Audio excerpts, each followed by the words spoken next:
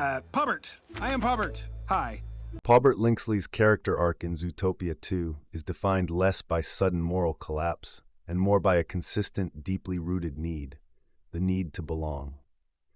From his first appearance to his final moments in handcuffs, his behavior follows a tragic journey shaped by insecurity, familial abuse, and a distorted understanding of self-worth. Rather than a character who meaningfully struggles between good and evil, Pawbert is someone who has already decided, long before the story begins, that belonging is worth any cost. I'll finally be something in my family. And I'll finally belong, too. You can't be different than your family. I don't want to be different. When Pawbert is first introduced, he presents as awkward, eager, and harmless. His humor is nervous, his friendliness slightly overcompensating, and his presence among Judy, Nick, and Gary feels completely warm. This version of Pawbert that you see reflects someone with very low self-esteem who has learned to survive socially by appeasement. He tries to be liked, to be useful, to not offend.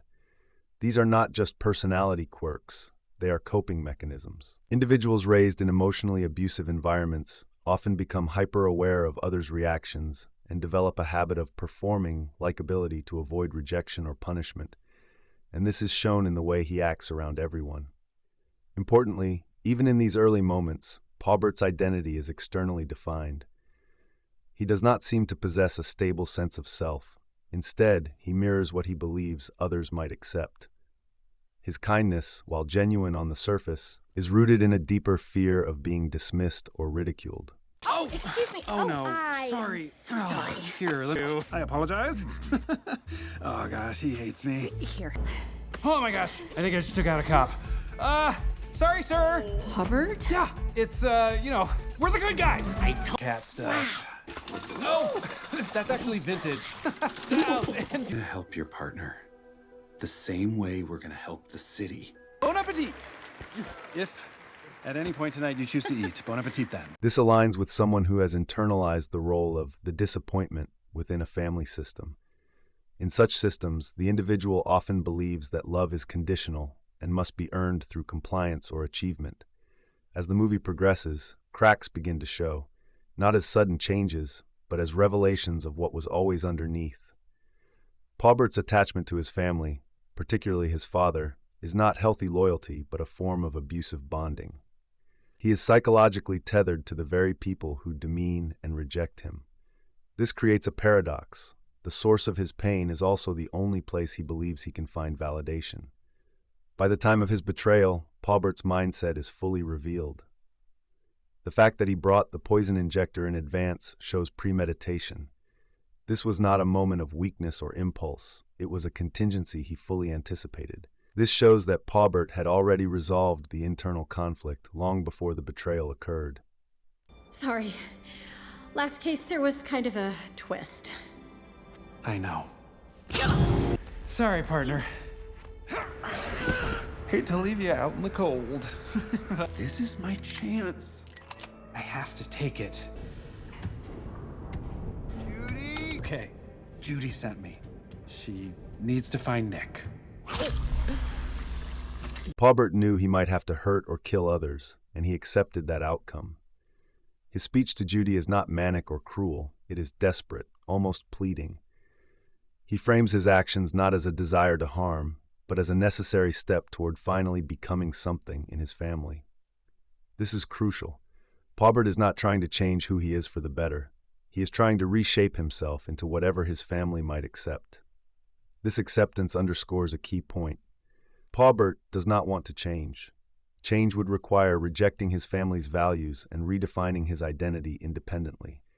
Instead, he clings to the hope that he can earn his place within the existing system, no matter how abusive it is. Morality becomes secondary, even irrelevant, compared to the promise of belonging. Even after the betrayal, Pawbert's actions remain consistent with this goal. He escalates rather than hesitates.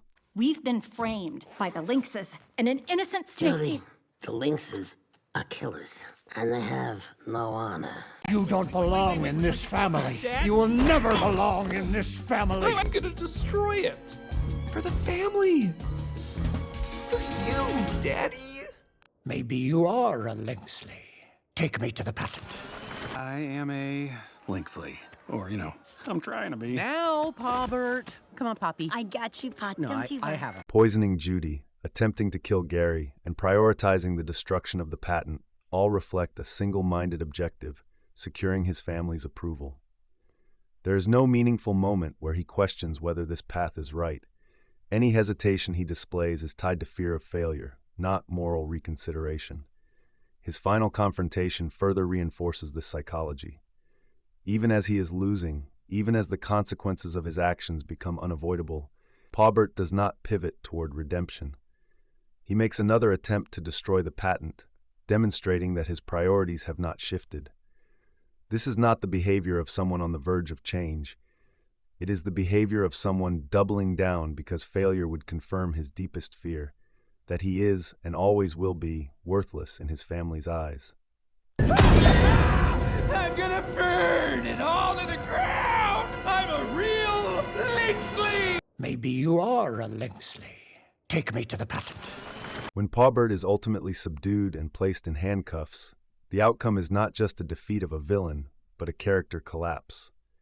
The one goal that defined his actions, earning belonging, has failed. Yet the tragedy lies in the fact that he never pursued an alternative. Unlike characters who begin to question their beliefs when confronted with the harm they've caused, Pawbert remains locked into the same framework. Worth is something granted by his family, and without it, he has none. In this way, Pawbert embodies a perpetrator shaped by victimization. His abusive upbringing explains his behavior, but does not excuse it. He is fully responsible for his choices, yet those choices are the product of a worldview where love must be earned through extreme measures. His refusal or inability to seek a different path is what ultimately defines him. He does not strive to become better, he strives to be accepted. We've been framed by the Lynxes, and an innocent snake. Judy, the Lynxes are killers, and they have no honor. You can't be different than your family. I don't want to be different. While the now disgraced Linksley family were revealed to have stolen the original plans and covered it up for decades. I'll finally be something in my family. And I'll finally belong, too. The tragedy of Pawbert is not that he falls from goodness into evil, but that he never believes he has the option to be anything else outside of his family's expectations. His story illustrates how deeply ingrained patterns of abuse can distort a person's values, leading them to prioritize belonging over morality, identity, and even humanity itself. Pawbert. I am Pawbert. Hi.